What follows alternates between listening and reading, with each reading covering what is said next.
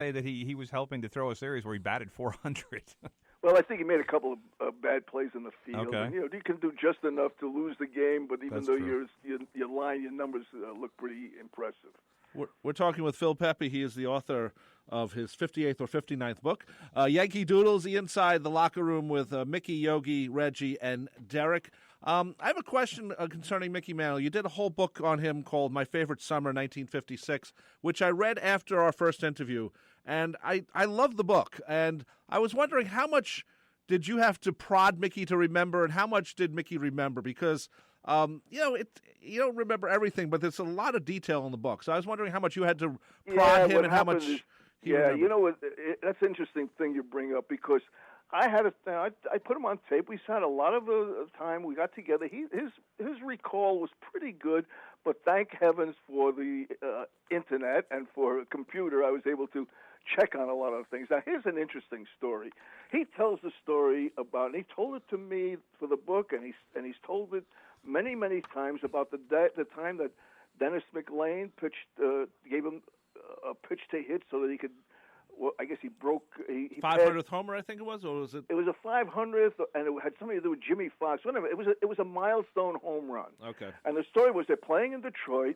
The story was that McLain was winning the game by a wide margin the year that he won 30 games, and he was going to let his idol hit a home run off him.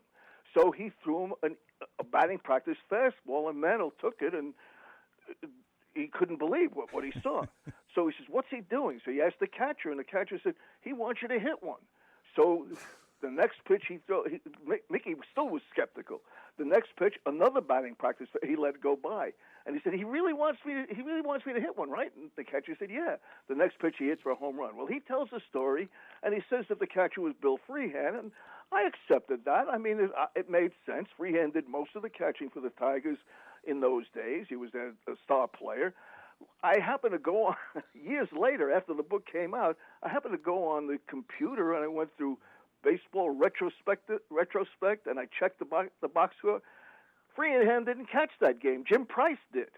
So Mickey knew the story, he remembered everything, but he didn't remember that the catcher was not Bill Freehan. He assumed it was, and so did I.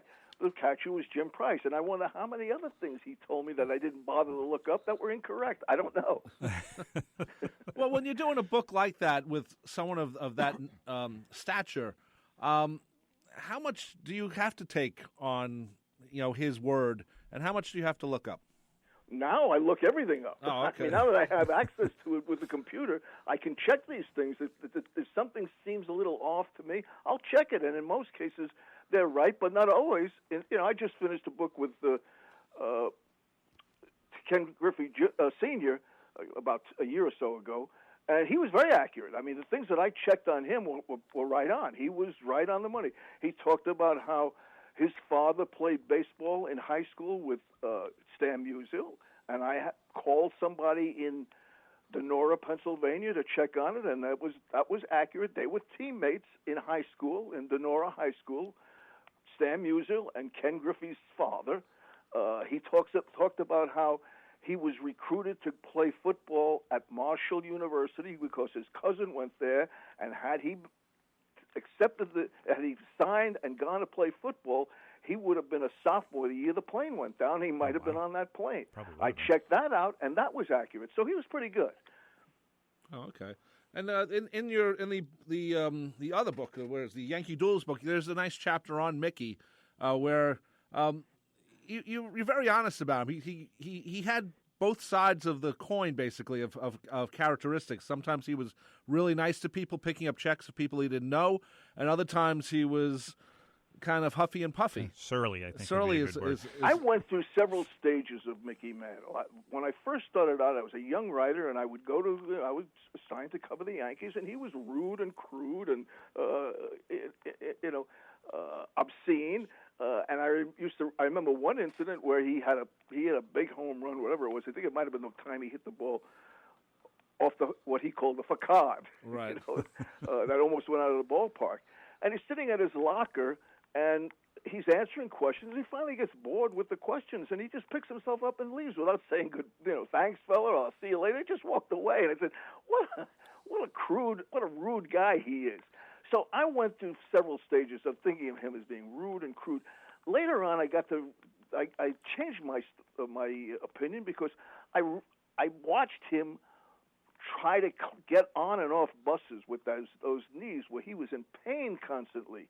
So I gave him the benefit of the doubt that the reason he was often rude was because he was hurting so much. He was not in good health, and that caused him to be cranky. Then when I got to know him a little bit and we were working on the book, I found out him to be very humble. He didn't like talking about himself. He often said, "I'm nothing. I'm a baseball player. Why are people so interested in me all the time? I haven't done anything except hit a baseball. It's something I do naturally." So I then formed the opinion that a lot of the reason he was rude and crude and difficult is because he was humble. He didn't want to talk about himself. So, yeah, he was a multifaceted individual. I came to really like him a lot. And when I saw the incident where he picked up the check from some old-timer who couldn't afford to pay for his breakfast, a complete stranger, and he asked for this, and Mickey was very generous, and he would never allow me to. I had an expense account from the publisher. He wouldn't allow me to pick up a check when we had these meetings of lunch or breakfast or what have you. And yeah, Mickey was a terrific guy when you got to know him. Very, very charming, humorous, compassionate, and generous. Okay. Phil, I want to talk a little bit about today's Yankees, and I'm wondering, first of all, obviously a great series against the Atlanta Braves, and very, very nice of the Braves to throw so much batting practice to the Yankees over the last 3 days. But what do you see that you like about this year's team? And, I mean, obviously it seems like it's going to go down to the wire with the Toronto Blue Jays. How do you see this whole division race playing out? Well, I like about the fact that they beat up on teams that they have to beat up on. They go if they face a team that is not their equal, they just stomp all over them. But they have a problem with good teams. I mean, I think their pitching is spotty. I think it's finally coming to pass that a lot of people predicted that they were old and they would have problems later on because of their age and because of their history for breaking down. And it's happening again. Here goes Pineda several times on a DL. Here's Teixeira. He's hurt. Rodriguez, who had a wonderful first few months, is beginning to show his age and the fact that he's coming off surgery on both his hips. So I think they have problems, and I think they're going to have problems getting past the really good teams. I mean, the Toronto Blue Jays are just like they're like a bulldozer. They're just overpowering everybody. And I was listening to a game on TV the other day. Oh, I guess it was Tigers against Toronto. And Kirk Gibson was the analyst, was doing the color, and he said, "I just happened to read an article about how in Major League Baseball they rated the general managers, and the number 28th general manager out of 30, rated number 28 was Alex Anthopoulos from Toronto Blue Jays. And look at him. His team is in first place. Number 29 was Sandy Alderson. Look at his team. They're in first place. Number 1 was Billy Beane. Billy Beane is the guy who traded Josh Donaldson to the Toronto Blue Jays. Right. But he's rated the number 1 general manager. So, yeah, I mean... who did those ratings? That's what's so wonderful about this sport. You can't predict anything. When I was working on a newspaper, we were forced to make predictions in March on how the season was going to end when we didn't know what the team was going to look like in September. Yeah, I had we to didn't do that know who once was or going to get twice traded, who was going to be injured. How can you predict what's going to happen in September, in March, when you don't know what the makeup of the team is going to be? And look at the way both the Mets and the Toronto Blue Jays changed their teams. Yeah, and if you look at this season in March, how many writers didn't predict the Washington Nationals to win the NL East? Exactly. I mean, I think if you could find 2, I'd be surprised. If I told you in March that Scherzer was going to be 11-11 on September 1st, would you have believed me? You would have thought I took leave of my senses. Yeah, for sure. But there's a guy, and I'm not knocking him. He's a great pitcher. but he's a great pitcher for 7 innings. He's never been a 9-inning pitcher, never. And that's one of the things that really bothers me about the game as it's played today. It comes the 8th inning, and a guy, if they check pitch counts, I never saw pitch counts when I was covering games. The pitch, they reach 100. That's a danger zone. Get him out of there.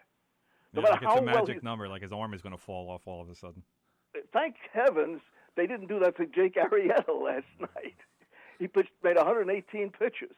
They should have taken him out to start the 9th inning. Well, that I've always, Timmy and I have arguments about pitch counts. Timmy thinks he likes them a little more than I do. I hate them because I always think of guys like Tom Seaver or Nolan Ryan. When did I ever say I ever liked them? You're always saying how important pitch counts are, saving the pitcher's arm. But not all pitches are the same. Not all pitches, not pitchers, but pitches are the same. Some have a lot more stress than others. So the number of pitches isn't important, or the number of innings isn't important. It's how much stress was put on them. Go ahead. I'm sorry. I mean, if you pitch a couple of 1, 2, 3 innings, that's not a lot of stress on the arm. If you go through a couple of innings where you load the bases for a couple, I mean, those are every one of those pitches is a stressful pitch because you need to be exact and precise. But I mean I don't know what my brother's talking about with pitch counts because I think there are pitchers that you leave in. No, I think somebody like CeCe Sabathia in his prime. If he goes to 120 pitches, I'm not worried about it. You know what? It's become a mental thing. Yeah. It starts in high school. I coached, my son and I were co-coaches, or I was his assistant coach on an American Legion team. And a kid who was pitching would come off the line, how many pitches has I thrown? I said, don't worry about it. We'll tell you when you're done, or the hitters will tell you when you're done. Your number doesn't matter. It's only a number. It's just like an age. It doesn't matter. What happens is they learn early in high school, even in Little League, that, oh, my God, once you hit 100, that's when you start losing it. Well, that becomes ingrained in their mind. So psychologically, they see the number 100, and immediately they collapse because that was if they didn't know what the number was, they wouldn't collapse. I personally think that the pitch count thing came about because there's so many statistics in baseball that someone started to count the actual number of pitches and then started to maybe make some sort of mathematical answer out of it when there wasn't one. Well, I mean, but the other thing is, I mean, there are pitch limits in Little League, so that's where it starts. Is when you're looking at pitchers only being allowed to throw 75 pitches in a game, and then they have to be removed. Before you do that, you should forbid them to throw curveballs. Forget the number of pitches. You can throw as many pitches as you want as long as you're just throwing straight pitches. But throwing breaking balls, no, you got it. Then you should curtail the number of pitches. Agreed. Hey, listen.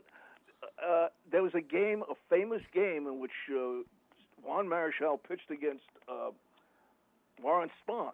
Spahn was 40-something years old, and Marichal was a kid. They pitched 16 innings. I think one of them threw 180 pitches, and the other one threw 160 pitches. They were still going. I never heard about players getting Tommy John surgery when I was covering. That never happened. It didn't happen until Tommy John came along. What a coincidence that was, that he should have Tommy John should have Tommy John. Yes. Right? It's like, true. What a coincidence that Lou Gehrig got Lou Gehrig's disease. Very true. Okay. Take care of your bartenders.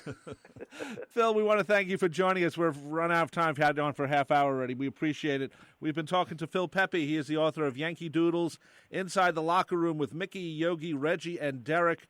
It is published by Sports Publishing, part of the Skyhorse Publishing Company. We'd love to have you back again. We love talking to you. Hopefully we'll have you back soon to talk more. Anytime. You got Anytime. it. And hold on for a second because we got to ask you something off mic. So we'll just hold on for 1 second. Wrap up the show. Wrap up the show time. I'm Rob Leonard. You're Tim Leonard. You're an award-winning sports writer. And what's your Twitter handle? @RealTimLeonard. But you're not doing any blogs, right?